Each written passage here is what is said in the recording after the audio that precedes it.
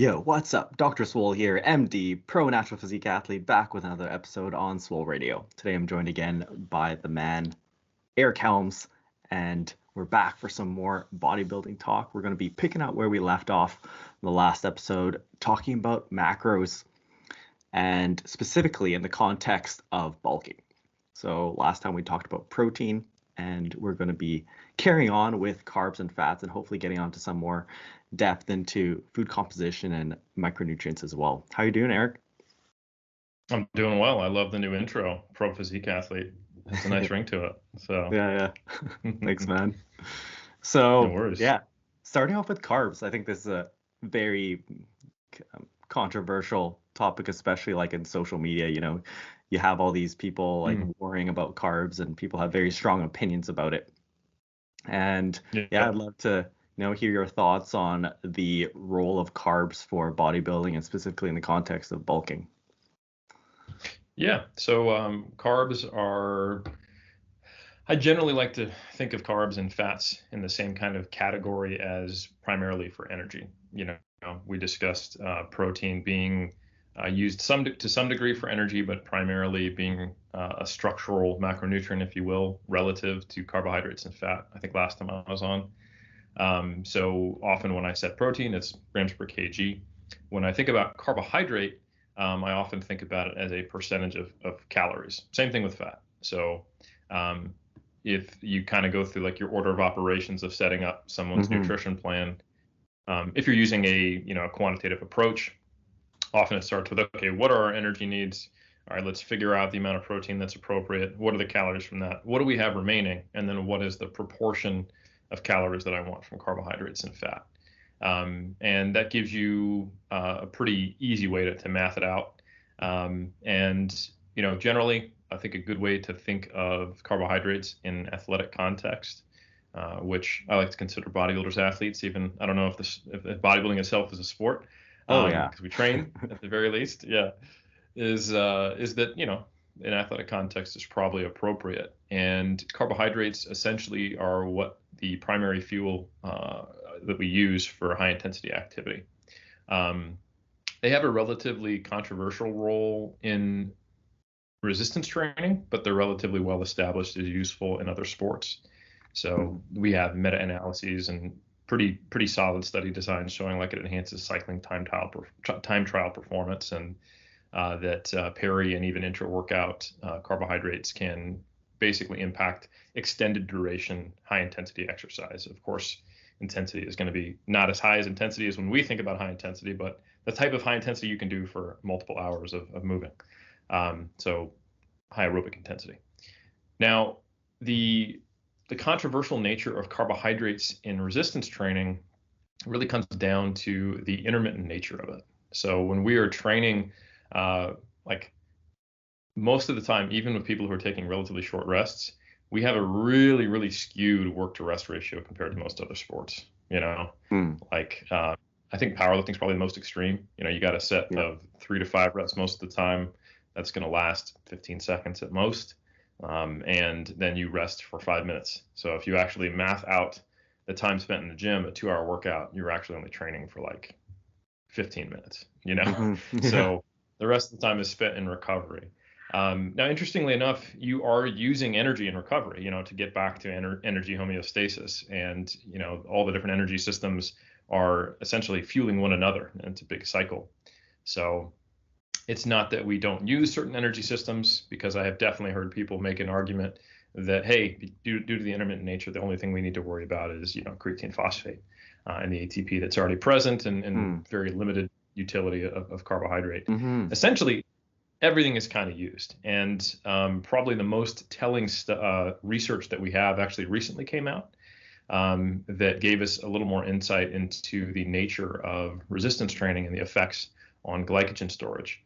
So we've had research on glycogen usage from resistance training going back to the 90s, to my knowledge, and from anywhere from relatively low to moderately high volume for a given muscle group, you typically see between like 20 to 40% glycogen depletion. And the way most people think about that when they read that research is, oh shit, I still got 60 to 80% of my glycogen left. I'm fine. But in reality, there is only a certain degree of glycogen depletion that we can reach before we start to see energetic shifts and changes in subjective feelings of fatigue and subsequently on performance. So our body likes to preserve a certain amount of glycogen. And, that makes sense from a survival perspective. It's the fuel you use for, if we think about ourselves from what was high intensity activity before we decided to, go to 24-hour fitness and pick things up, put them down for no real reason, like sprinting away from other tribes or hunting, so that's something you want to preserve and you want to have available. So once you get sufficiently glycogen depleted, there seems to be, at least in terms of a speculative model, some degree of a quote unquote central governor effect. So as you get more and more glycogen depleted, you feel worse. It ramps down your intensity and you see shifts in substrate utility. You start training at basically a lower intensity, and it can impact your ability to perform. So that's one thing to consider. And then the more recent study that I mentioned, they actually looked at different sites of glycogen depletion. So once again, they found that from a relatively moderate maybe to moderately high intensity training program, like I think it was 4 sets of 5 of deficit deadlifts and 4 sets of 5 of squats, if I recall correctly, and then some Bulgarian split squats. And they looked at glycogen depletion and some lower body musculature. And they noticed, we've only got about that 30 or 40% overall glycogen depletion. However, more than half of the type 2 fibers were specifically depleted. And when they looked at the within fiber glycogen storage sites, the ones that were specifically next to the contractile machinery were the most depleted, specifically in type 2 fibers. And in some cases, it was near total glycogen depletion for that site on those types of fibers.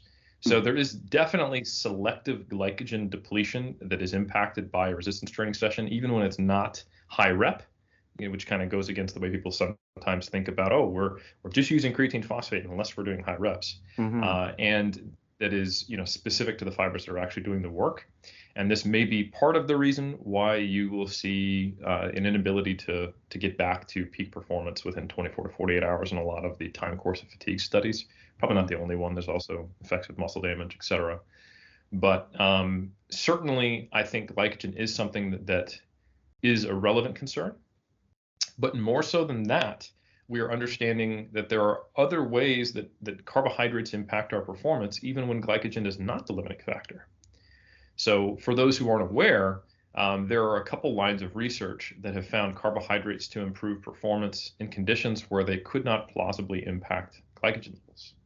So one line of performance is what's called the carbohydrate mouth rinse. Okay. And I would say that 80% of the studies that show an effect here are on endurance training, but there's a handful, and they are the minority, that seem to impact resistance training performance. And what the participants are doing is they're taking like Gatorade, a carbohydrate solution, and between every set, they put a little bit in their mouth, swish it around, and spit it out. So there's actually zero ingestion of carbohydrate, but in some cases, it seems to improve performance. And it's definitely, a more likely effect when you're doing endurance exercise. And in the studies where there are effects in resistance training, it is typically longer duration, higher repetition, more total muscle mass being used. So there's probably some impact of, how similar is it to continuous exercise where you're going to get an effect. But what this tells us is that there are carbohydrate sensing mechanisms in the mouth which impact reward centers. We've got this from some like MRI research, and could potentially have knock-on effects on fatigue mitigation and therefore performance. So this is pretty cool. And there was some theorizing that this might have been just the sensation of sweet in the mouth rather than actual carbohydrates. But they have done double-blind placebo controls where they compare, say, sucralose, an artificial sweetener with no carbohydrate, to actual carbohydrate, and carbohydrate has numerous times now beat out the artificial sweeteners. And then the final potential mechanism where I'm going to say carbohydrate, but this is actually probably better stated, and you'll understand why, as food or anything that blunts satiety can impact performance, is there's been a series of studies by Naharudin and colleagues. The first of which came out, and they took resistance-trained individuals who habitually consumed breakfast, and they had them wake up, fasted. One group got breakfast, one group got water, and the breakfast group was able to perform more total reps on the bench press and squat 2 hours after breakfast when they did 70% of 1RM AMRAPs, so 4 per exercise. And you go, okay, cool. So water is worse first thing in the morning than eating breakfast. However, it wasn't double-blind, placebo-controlled, or anything like that. So then another study came out where they Naharudin went back and went, all right, let's further this line of research. And I really do like this line of research that came out. And they compared a group that had a placebo breakfast, and I'll explain how they did that, and actual breakfast, and then water. Now the breakfast is, like in quotes, because no one would choose to eat this for breakfast. It's basically a carbohydrate-laden orange sludge, or an artificially sweetened dominant or orange sludge that are matched for flavor and consistency. And they were rated as gross, basically, if you look at some of the subjective ratings. But they were also rated as being more satiating than water. And interestingly enough, even though one group got like over 100 grams of carbohydrate, and the other group got like 1.5 just from some of the fiber included in the sludge, and the other group got 0, both the placebo group and the carbohydrate group performed similarly in the morning, and they both beat out the water condition with no significant differences between one another. And then even further, Naharudin went, okay, our hypothesis here is that there's either some placebo effect from consuming anything, or there could be some type of satiating effect. We don't know which it is. Is there some kind of psychological effect? What's going on here? So they came back and did another study where they compared a liquid carbohydrate to a sludge carbohydrate. And they actually found that the sludge carbohydrate outperformed the liquid. So in this case, they removed the potential of a placebo effect of thinking I'm getting carbohydrate, because both groups knew and actually did get carbohydrate. But one had a more satiating meal because it was sludge. Again, they didn't like it, but it was satiating, compared to the liquid group, which was less satiating, and they piloted that, and they performed better. So it seems that I would describe these as moderate, like volume sessions, 8 total sets. It's not huge. That at least for moderate volume resistance training, the presence of having, hunger may be impeding performance, and your pre-workout meal maybe just needs to be sufficient to blunt that. With that said, we've also got, and it might even be published by the time this podcast drops, Bill, my student Andrew King, he is the first author on a sports medicine meta-analysis where we looked at the effect of carbohydrate on resistance training performance, and we found that overall there was an effect, and it seemed to be more prominent when you're doing higher total volumes based on a meta-regression. More time spent in a fasted state, so the longer fasting periods prior to training in the study protocols. And then finally, it had a greater effect when looking at lower versus upper body musculature. So essentially using more muscles, larger muscles, and basically having a higher energy turnover.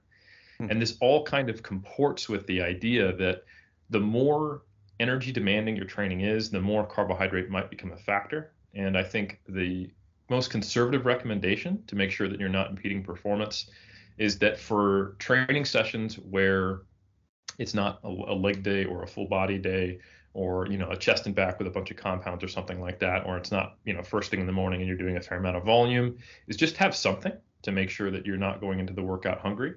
And if you're not hungry at all and you're deep in the off season and you've been bulking and you're eating a lot of food, it could just be something liquid. That's probably fine.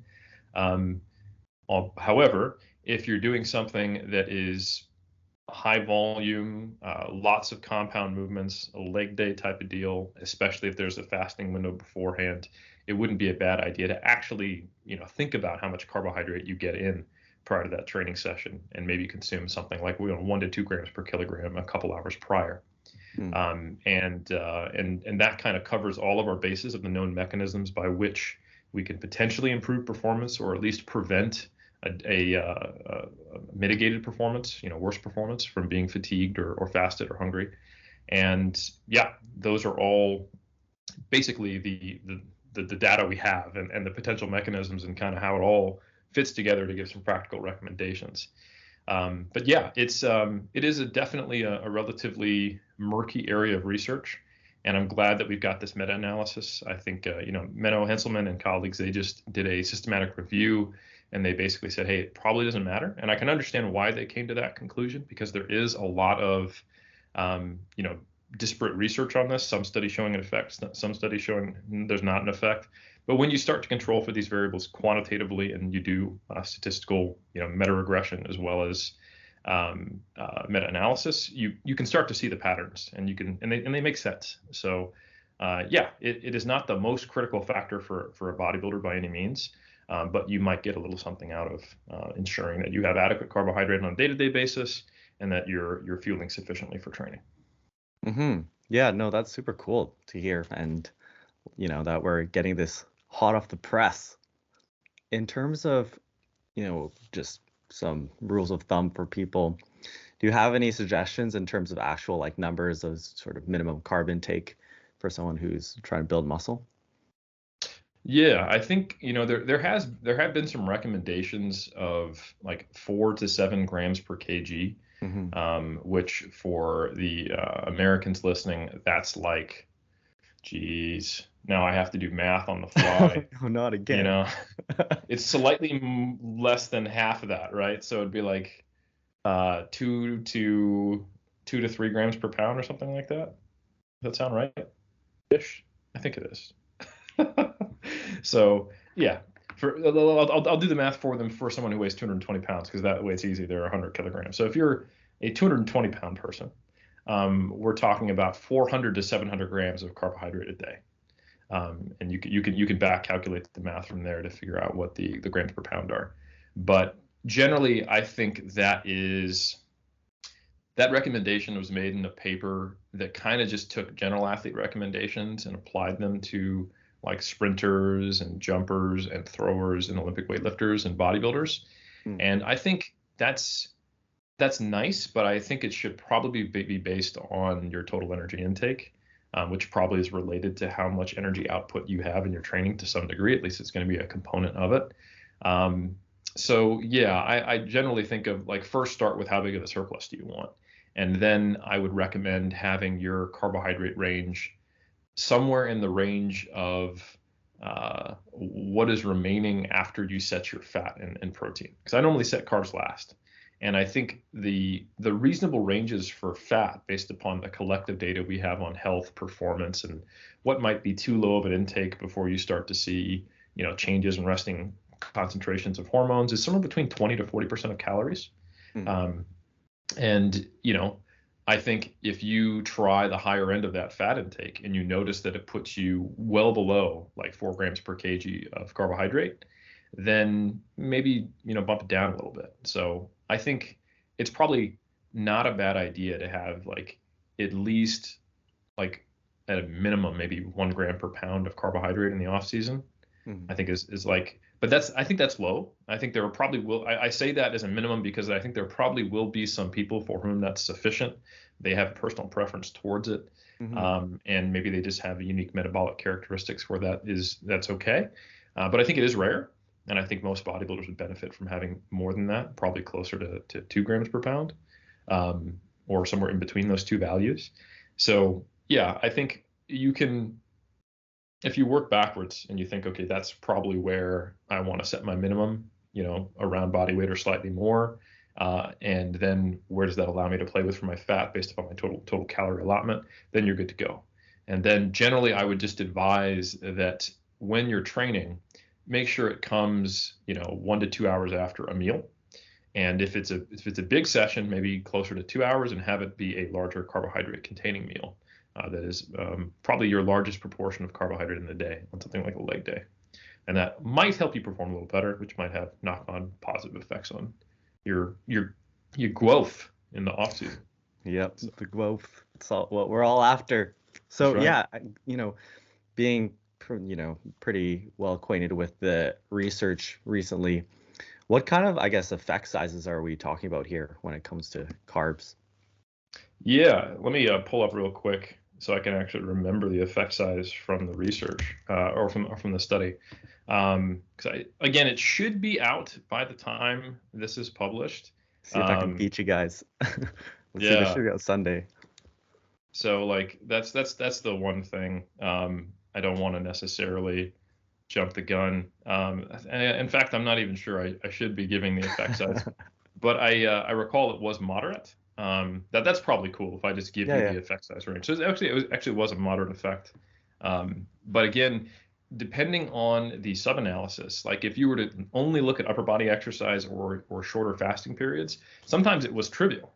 Mm. So the overall effect size was heavily driven by lower body training studies with longer fasting durations, which is important to note.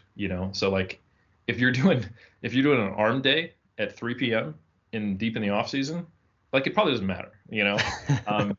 But if you're waking up for a morning leg session and you've only been post contest prep for a couple months and you're like still kind of recovering, yeah, it's probably good to get the food in, because you're hungry all the time anyway. So I think it is to some degree context dependent, but in certain contexts it can have a notable effect based on that moderate effect size. Mm-hmm. What if I'm a professional strict curler? Professional strict curler, I guess if you're doing a lot of volume on curls and regularly training them, and especially if you're moving the kind of weights that those guys sometimes do, like, if you're throwing 1 plate plus around on curls, then it's not like my arm day. Let's put it that that's way. the dream. Gotta hit that 1 plate curl. That's right. And then, in terms of, I feel like once you get above a certain threshold with carbs, you start getting into this more gray zone. How would you recommend people try this out for themselves and figure it out?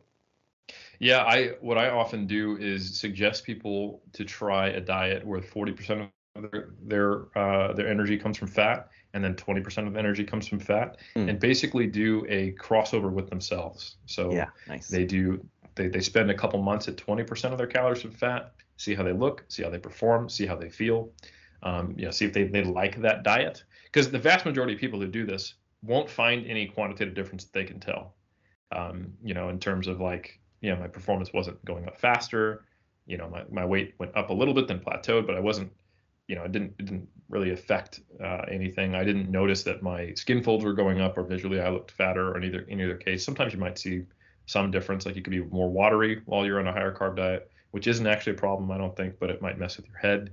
Or you might look a little better on a higher carb diet because you maybe were a little bit depleted previously. But yeah, so I think most people are not going to notice much of a difference in terms of bodybuilding outcomes. But they may have some pretty strong personal preferences. And the only time it's really an issue is when those two things contrast.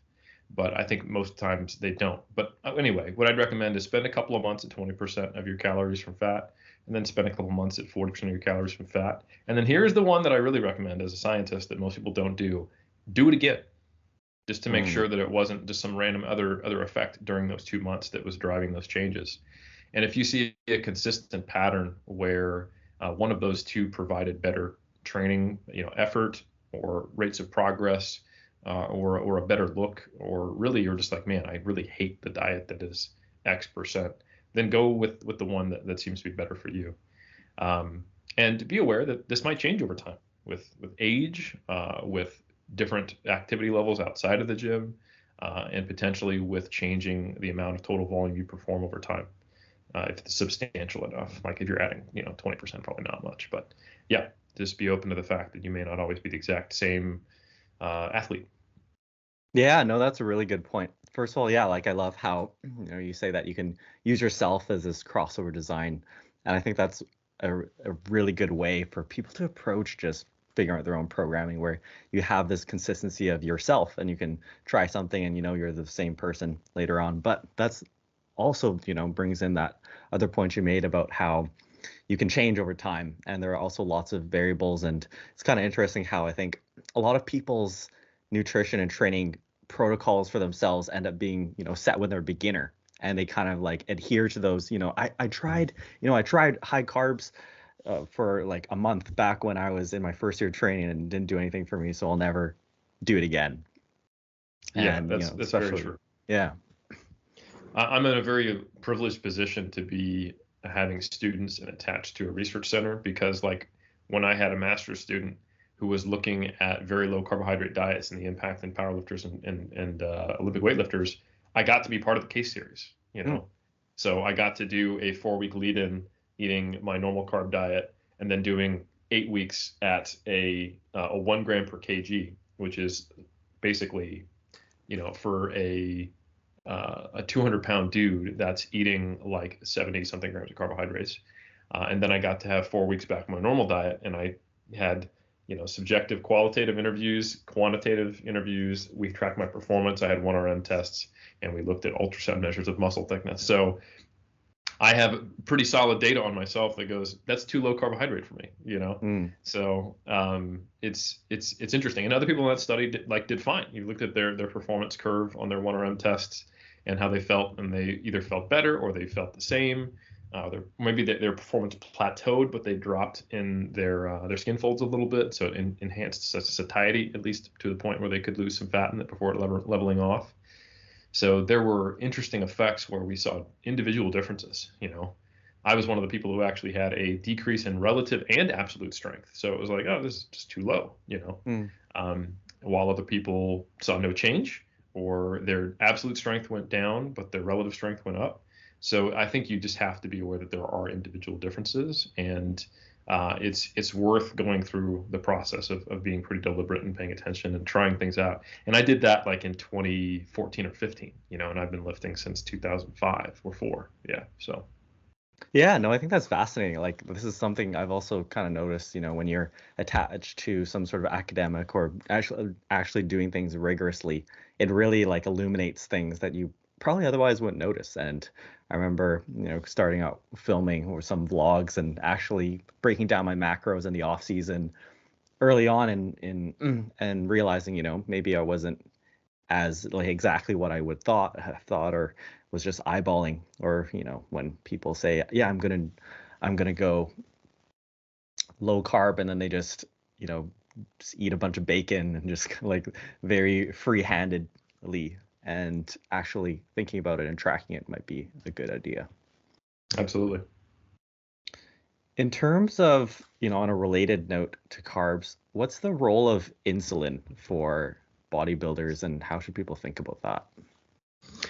Yeah, I mean, people are probably aware that at a certain level in competitive bodybuilding, that's a relatively common, I wouldn't say performance enhancing drug, but physique enhancing drug, and that people will inject insulin and take high levels of carbohydrate to try to supercompensate glycogen and reach concentrations of insulin in their body that are many times higher than you would see endogenously.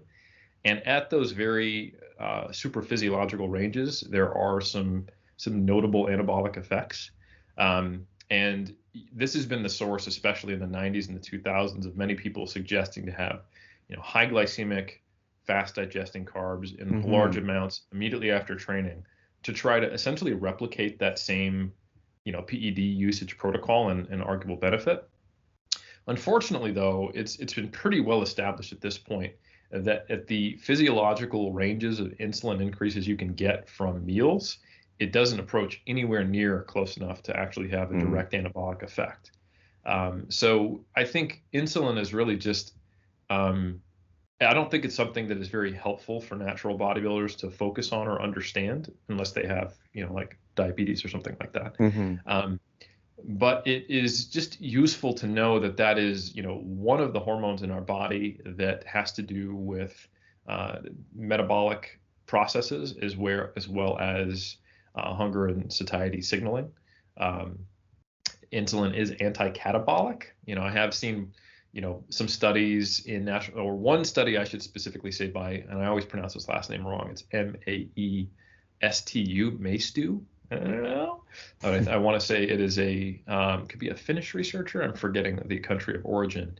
But anyway, they looked at a group of dieting bodybuilders, and they found that the retention of lean body mass was related to who had the highest insulin concentrations throughout the contest prep period.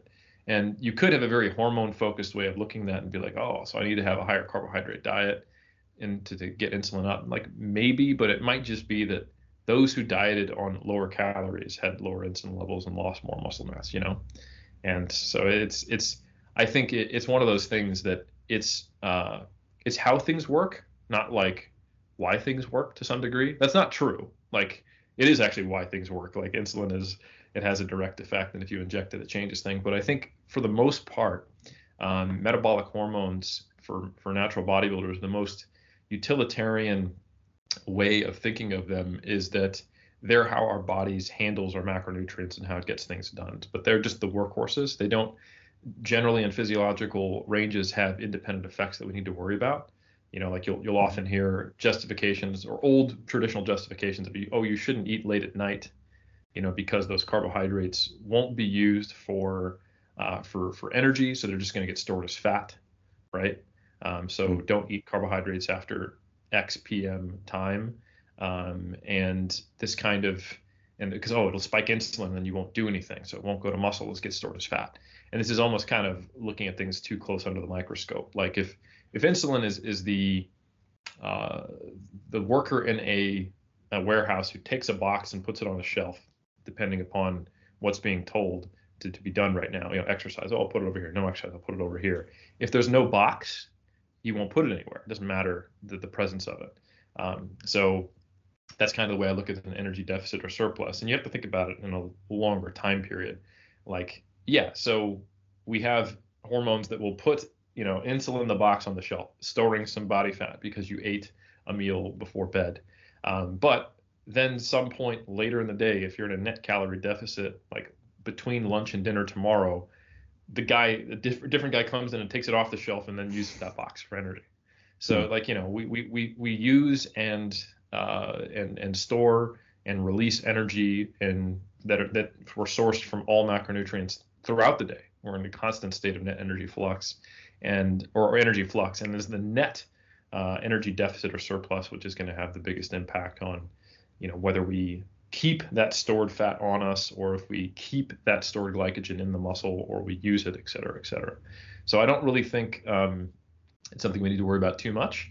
But when you see relationships with insulin and the research with body composition outcomes, I think it's generally a way of looking at, was the person on a sufficient total energy diet, and was that a lower or higher carbohydrate diet? And that's what you should probably think of, what the relationship might have been dictated by. Mm-hmm. So now I have no excuse for slamming a whole box of Cinnamon Toast Crunch after my workout. I mean, the only excuse is it tastes good and you like it, and it's not that long ago that you were on stage and you're probably still pretty hungry, so it's all good, bro. Haven't gotten to that level yet, but the whole box of cereal. But you can look to role models for that. There you go. What are your thoughts on carb cycling during bulking? Like higher carbs on certain days, training days, or? Yeah, I mean, I think the shifts that you see in typical bodybuilding programs are not that large in terms of energy output. Like we're just not burning that many calories, and when we do, I mean, I'd say most people are probably burning 200 to 400 calories per session, maybe closer to 400 on a leg day, maybe closer to 200 on like a shoulders and arms day.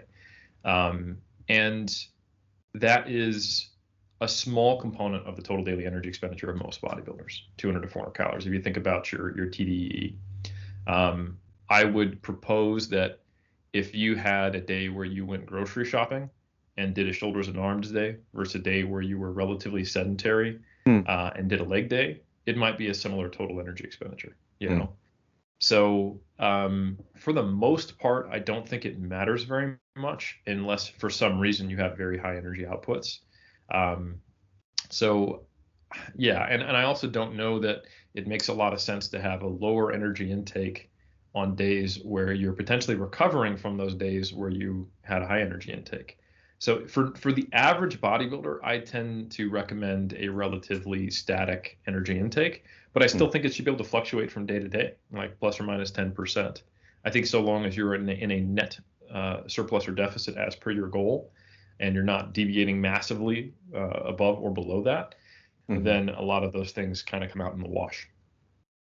Mm-hmm. Cool. Yeah. And then I guess we already basically touched on fats. So, basically, as you said, you actually like to set fat first and just kind of making sure, you're getting enough in. What's the importance of fat for people? Yeah, I mean, there's the importance of it, and there's what people focus on, and of course, what people focus on, at least dudes, is always testosterone, right? But so the importance of fat is relatively wide ranging. Everything from fat soluble vitamins to satiety, food preferences, Hmm. and the integrity of cells, to as well as hormone production. Um, However, our bodies are very efficient at making different substrates out of other substrates. So it is not like being on too low of a fat diet is going to make a massive difference. Like there actually are, at this stage, meta-analyses looking at, like low fat diets. If I recall correctly, there was a meta-analysis just published either last year or the year prior. I want to say maybe, I guess it's actually 2020. And it was by Horrell and colleagues. And I want to say that it was, no, that's not the one. It was by, I can't remember the study, but there was a recent meta-analysis that looked at fat intake and the effect on testosterone levels. And they did show that chronically low fat intakes can have a small effect on testosterone levels. But interestingly enough, there was another recent meta-analysis that did come out this year by Whitaker and colleagues. It was titled Low Carbohydrate Diets in Men's Cortisol and Testosterone, Systematic Review and Meta-Analysis. And they found that when consuming a high protein diet, a low carbohydrate diet also resulted in decreases in testosterone. So the general recommendation is that being on a low carb or a low fat diet is probably not a good idea. You probably want to be what would be considered something in the quote unquote moderate range. And I think if you look at the research, what probably is a decent moderate range is what I recommended before, somewhere between that 20 to 40%.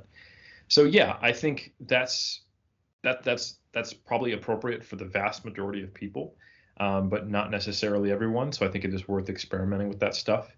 But for the most part, yeah, I think it's important just to give some context as to when that matters, the fact that your testosterone might be slightly lower. If you're seeing variations of like 10% and you're in the normal range already in your testosterone levels, that is less than the normal diurnal variations that you might get from one time to another. And if you were to go get your testosterone checked 3 times in 3 separate weeks on the same day at the same time, you would see far greater than that level of variation most of the time. So there's a lot of variation in hormone levels, especially sex hormone levels. And I think people get a little more confidence than they should when they get lab tests or when they see these studies as to how stable those levels are.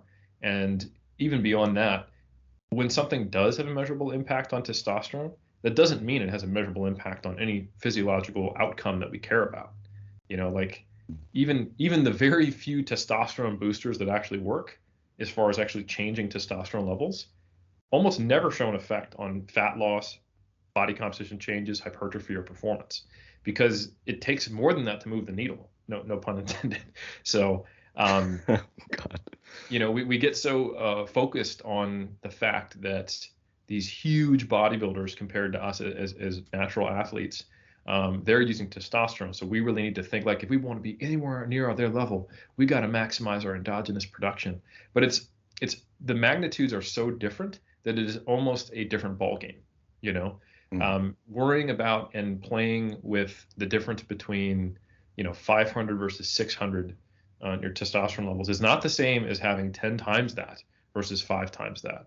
And I think it's majoring in the minors at best for most of the time. So yeah, I think I know you didn't even ask about testosterone levels, but it's almost impossible every time you talk about fat. The justification you'll see in the research and in the general conversations are typically related to testosterone outcomes, was what people are primarily focused on, for better or for worse. So I think generally it's probably not something that people need to worry about unless they are on the extreme ends of the diet, or if they are actually someone who has a clinically like low level. And by the way, the other one, I had the author totally wrong. It was 2021, and it was also Whitaker, Low Fat Diets and Testosterone Men, Systematic Review and Meta-Analysis of Intervention Studies. So same group, Whitaker, looked at both low fat diets and low carbohydrate diets in the last 2 years, found the same kind of thing. You probably don't want to be hanging out on the low end of either. So as always, moderation seems to be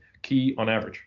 Yeah, no, I think that's a underlying theme to our conversation. I think will apply to a lot of things in nutrition. And, on a related note, on moving on to micronutrients, I think that now that we've covered protein, carbs, and fats, micros is a natural next step. And, people often talk about how like they need to boost certain vitamins or minerals. How should people think about micronutrients? Yeah, I think micronutrients are important. They are essential nutrients. We're talking about, vitamins and minerals here that play essential roles in energy metabolism, health, function, and can have effects on performance when they are deficient.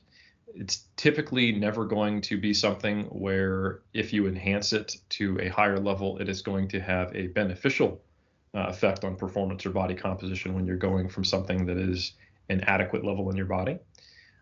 So I think for the most part, the way to think about this from a practical perspective is ensuring that you have a well-balanced diet in terms of quote unquote food quality, and then knowing that that will probably result, at least when you're in eating an energy balance or at a surplus, in a sufficient micronutrient intake.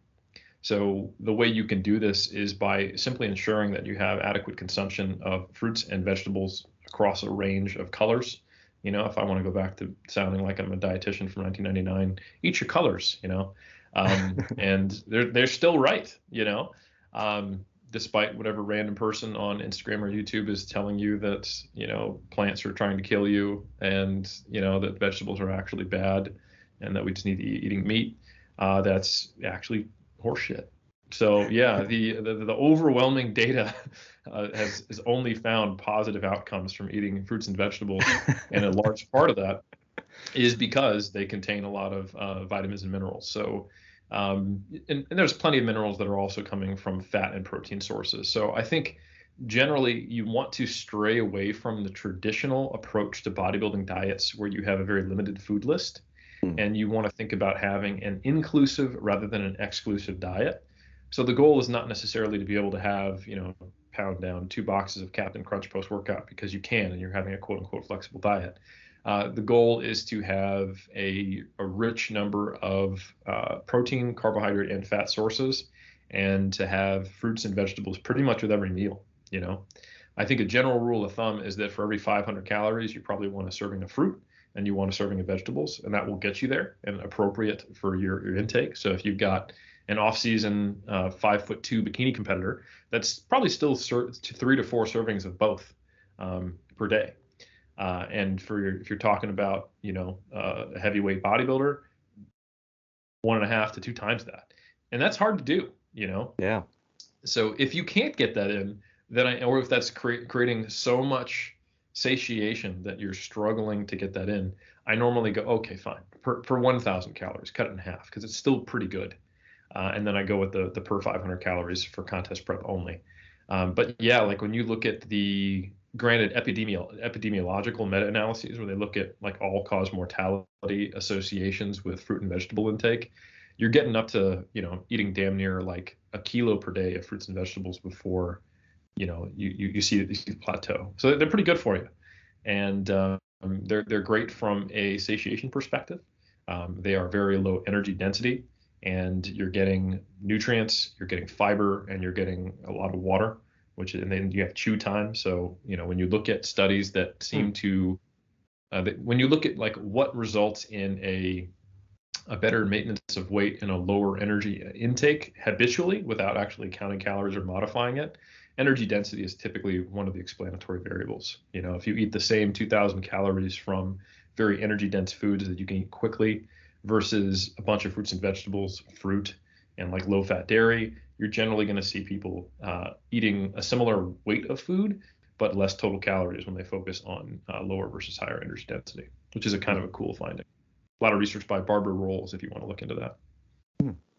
You heard it here first. Eat your fruits and vegetables. That's right. So yeah. Yeah. On top of that, I would say that for someone who is dieting, or who is not very active and has a low total daily energy expenditure, it's not a bad idea to consider taking, and this is not a recommendation, I'm not your doctor, I'm not a registered dietitian, to consider taking a low dose, like 1 per day multivitamin, not ones with like 4-digit percentages of these things that has like, not the animal pack ones or the horse pills, the goal is not to have discotheque themed urine that is, bright yellow or looks radioactive. The goal is just to cover your bases and provide a safety net to make sure that, if you're not eating enough food because you're dieting or you just don't have a very high energy intake and therefore you can't have quite the same variety and total intake of food, which is going to scale to the total intake of micronutrients you're consuming, that perhaps you take a multivitamin to kind of cover your bases.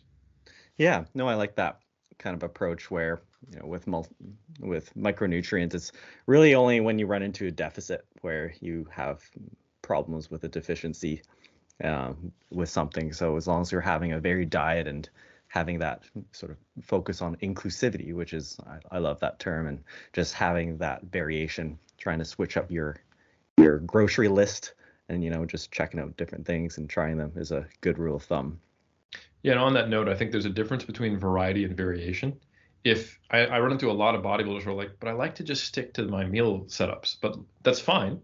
But if your setups contain a high amount of variety, like if you have 2 pieces of fruit at lunch, and they're almost always like, a banana and an apple, but at breakfast you also have, something else, and then you have a snack and it's something else, and then at dinner you have primarily vegetables, and at lunch or breakfast you have, vegetables with your breakfast, and those are always the same, but you have like 8 different types throughout the day. That's probably fine. You don't have to like change it up on Tuesday. But it's important to have variety, not necessarily variation, if you will. So yeah, you want to just make sure you got enough in there that you're getting a good spectrum of colors. Mm-hmm. Yeah, no, good points. Every day is Pride Month for your vegetables. Just think of it like exactly. And let's see. Oh yeah, in terms of food composition, is there much of a difference in terms of, like having more like the whole single ingredient foods sort of paradigm? Right. So processed versus unprocessed foods. Yeah, actually, there's a pretty cool study on this. Unsurprisingly, it was done by Kevin Hall, who's done, I think, some of the coolest research in the whole world of nutrition. It goes way beyond what bodybuilders are interested in. And he had a study where, like a lot of the typical metabolic ward research, and for those who don't know, a metabolic ward is where you are in a facility, typically a few small rooms at most, or a facility with a small room where it's completely controlled, so they know what your energy output is, and then all of the food intake is tightly controlled by a staff. So they are the highest level of control, to the point where they cause problems with ecological validity. Metabolic wards are very expensive, and you have to stay inside all day. So sometimes it can artificially decrease your energy output and how active you would be. It obviously changes your lifestyle. But what it does do is we get very tight control and understanding of what is in, energy out, and its composition. And then if you combine that with things like, doubly labeled water, or DEXA, or various other things, you can get a super comprehensive look at all aspects of total daily energy intake and total daily energy expenditure. And most metabolic ward studies, they're tightly controlling energy intake. But this was actually a pretty cool study they did in 2019 titled Ultra-Processed Diets Cause Excess Calorie Intake and Weight Gain, an Inpatient Randomized Controlled Trial of Ad Libitum Food Intake. So for those who don't know, ad libitum means eat as much as you want. And so this was pretty cool in that what they did was they provided a very similar baseline diet of either ultra-processed foods, or like you said, those kind of single ingredient food items. And then they gave people these snacking opportunities to eat whatever they wanted at other times, so long as it fit within those 2 categories that they were grouped into. And so they took these 20 adults and they presented them with foods that were matched for energy, macronutrients, sugar, fat, fiber for 2 weeks each.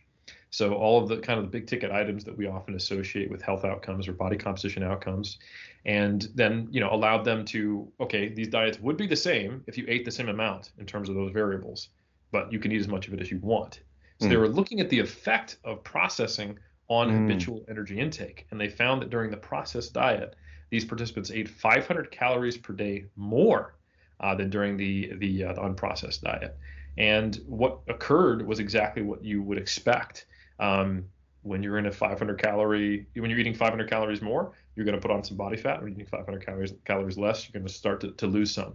So yeah, they saw that the participants ate the processed foods faster, and they had poorer satiety, if you will, from looking at hormonal profiles. So like PYY increased and ghrelin decreased compared to baseline during the unprocessed diet, but it wasn't during the processed diet, if I recall correctly.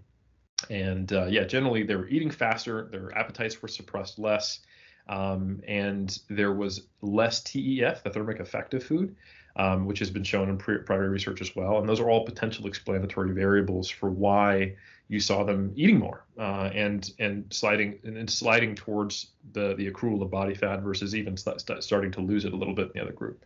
So yeah, it's a great study. I think it's open access, so anyone wants to read it. But in general, I see bodybuilders being able to use this to their advantage or their disadvantage, depending on how they do it.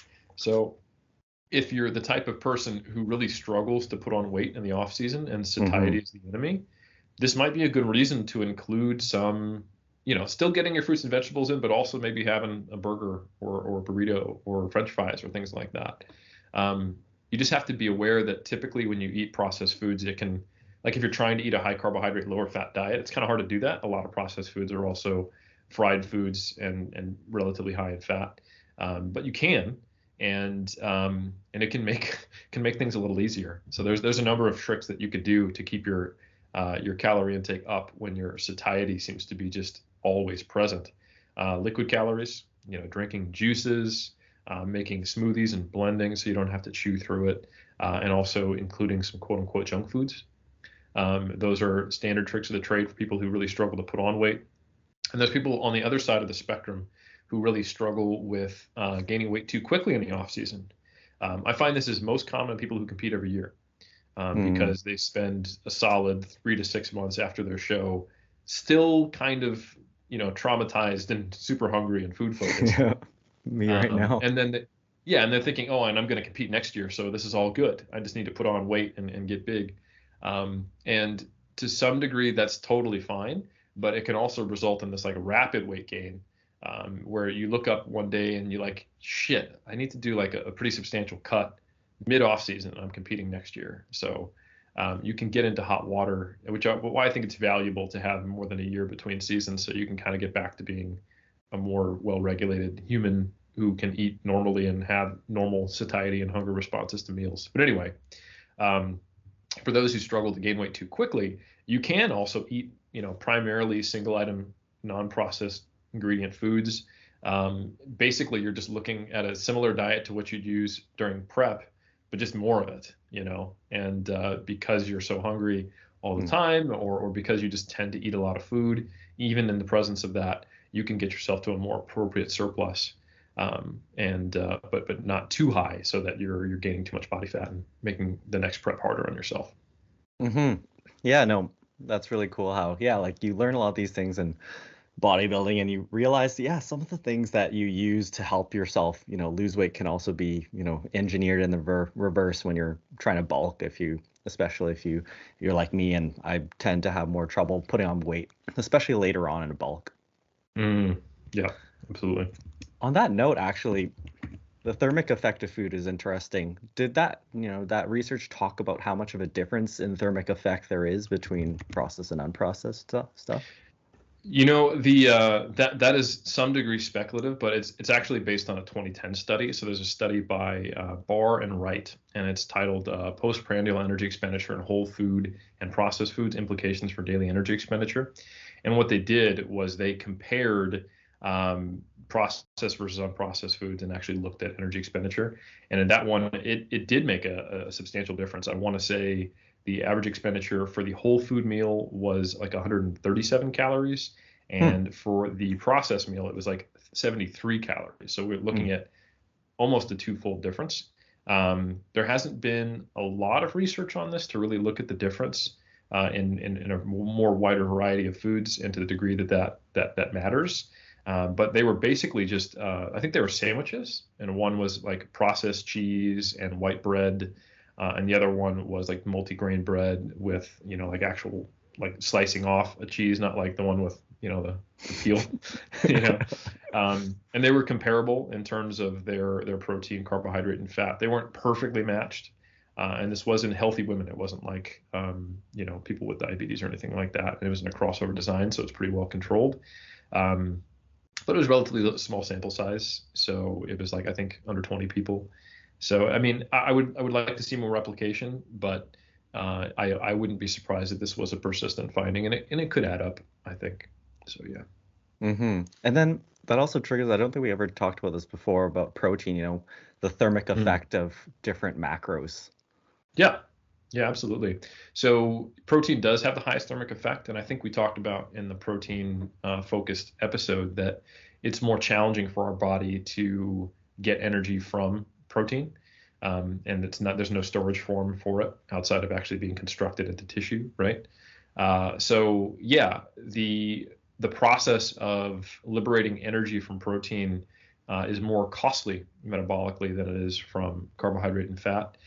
Carbohydrate is relatively low cost, like I think half that of protein, but fat is almost no cost. And it is the quickest one. You can, the triglyceride that you eat can be very easily converted into body fat and stored.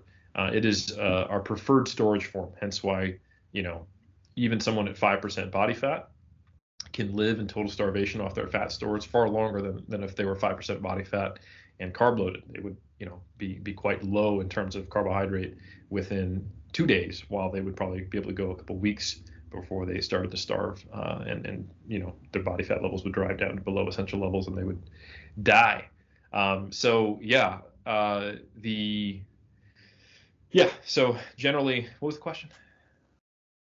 Just the thermic effect. Thermic effect. Yeah, I got sidetracked on people dying of starvation. Sorry. Yeah. So the thermic effect of food, it generally goes, protein, carbohydrate, fat, and you will see slightly higher thermic effects in people eating high protein diets, which consist of almost all bodybuilders. And this has become somewhat of a topic because of a series of studies by Antonio and colleagues, where they've looked at small sample size outpatient high protein diets, really high protein diets, often comparing what we would consider a high protein versus a very high protein diet. So typically we're talking about a 1.8 to 2.2 gram per kg protein diet compared to something in the 3 to 4 gram range. It's like 3 or 4 studies. And in a few of these, they advise people to consume similar amount of calories, but in one condition eat more protein and the other one eat less.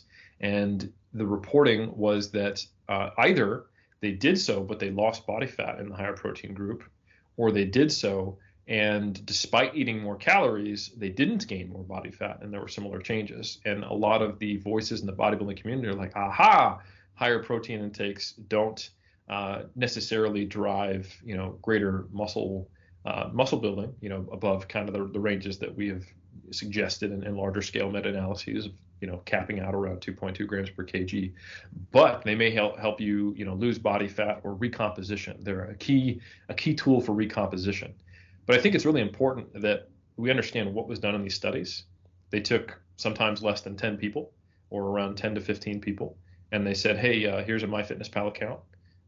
Here's some whey protein, and drink more of this in this group, and then we'll come in and we'll do a body composition test. And that is useful. We know what happens when you tell people to eat really high protein diets, that they seem to lose some body fat, or they seem to try to eat as much as when they're not eating as much protein, but not gaining more weight than would be predicted, or not gaining as much weight as would be predicted. But it's not a metabolic ward study. It's good that I talked about what a metabolic ward is earlier. So the most likely reason that is that really high protein intakes are challenging to adhere to. Having a high protein diet from food, and then basically having like 3 to 4 more protein shakes on top of that per day, I think it starts to lead to that. Yeah, I finished my meal, but there's a lot of food left on the plate, and people just over-reporting their actual protein intake and energy intake and being too satiated or just tired of eating. And instead of that being the common conclusion that I see in people interpreting the Antonio studies, they're interpreting it as that there is it's so metabolically challenging to store calories from protein as fat that it kind of games the system, and that the thermic effect of the overall diet is so high that it actually pushes you into a deficit. That those two combined factors mean that bulking on high protein diets is going to keep you leaner or allow you to recomp. And unfortunately, that's not been shown in more highly controlled research. So there's a study by Bray and colleagues that came out in 2012 where they compared isocalorically matched diets in a metabolic ward. Only downside of the study is no resistance training. And they did find that those eating a higher protein diet put on a little more lean body mass, not necessarily muscle. However, the amount of fat mass gained was purely related to and completely explained by the total energy surplus. So even when one group had around, on average, 1.8 grams per kg, the other group had around 3 grams per kg, which is quite comparable to some of the studies by Antonio. And when you look at the study by Bray, you'll see that its percentage, it's like it gives you like a different percentages of protein, but you can go in and look at the mean body weight and the mean intake of protein, and you can calculate it, and it's basically comparing 1.8 to 3.0. So it is a more tightly regulated study, more controlled, with findings that line up better with our understanding of metabolism, while the other one is, people doing their thing on MyFitnessPal and coming back to get tested. So I think we should probably base our conclusions primarily on the more tightly controlled study. But it is still useful information. It's kind of the same thing. Like if you're someone who struggles to not gain weight too quickly in the off season, whether it's due to behavioral changes or metabolic changes or a combination thereof, eating a very high protein diet might help mitigate some of that weight gain. So you can take some of the combined factors of eating a high protein diet and very low energy density, high fruit and vegetable intake, high fiber intake approach, and you might find that you can get yourself closer to a more appropriate rate of weight gain. Yeah, I think that's a good sort of takeaway from this, is that using all these little tips and tricks as little fine tuning sort of tools in your toolkit to help you sustainably reach that kind of overall calorie intake that you want to be aiming for. So yeah, I think this has been a really good episode. We covered a lot of stuff. Where do you stand, in terms of when you're on your off season? Do you tend to have trouble hitting enough calories or not enough? I just look at my body weight over time and make sure that it's going up at the rate that I've decided. And anytime it is not, if I'm trying to gain weight, then I generally just try to eat out more. That's like the way I do it. So I leverage the slightly more processed and tasty food ability. Or I'll start to also just add a carbohydrate source to my lunch. Like my baseline lunch is 2 pieces of fruit, a carrot, and a can of tuna and a protein bar. And so it's because I eat super boring, it's very easy to go, and I'll have a bag of popcorn, with that. And if I'm not gaining weight at the rate I want. And then, just more nights out of the week, I will suggest that we get pizza, basically. So, yeah. Love it. Just the bulking pizza.